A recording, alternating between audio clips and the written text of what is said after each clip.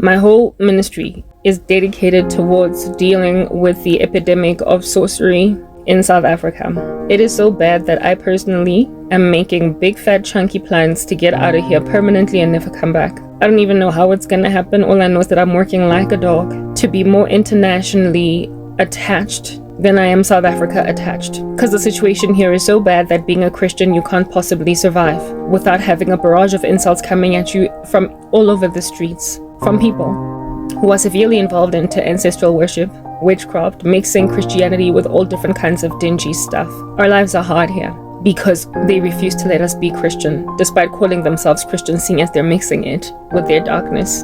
Thanks to all that, I am being literally coerced by women who are living in a country that is the worst one to live in as a woman because of gender-based violence.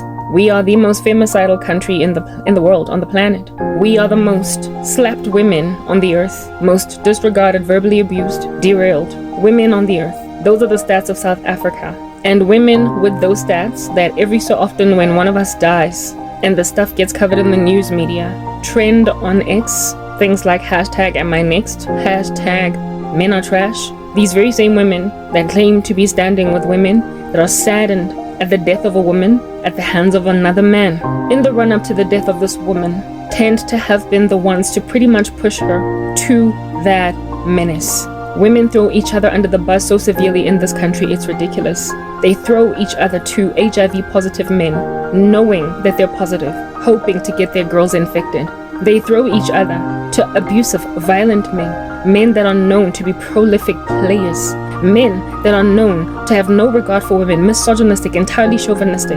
And what's also worse is that if a woman is smart enough to realize this for what it is, and then highlights that, girl, I can't be with this guy because of ABC, or if she's in a relationship with him and says, I gotta leave him because of DEF, this woman, these women in their caucus of insanity will then go on right ahead to counsel this woman to stay, give him a chance, because it's rough out there with love and romance.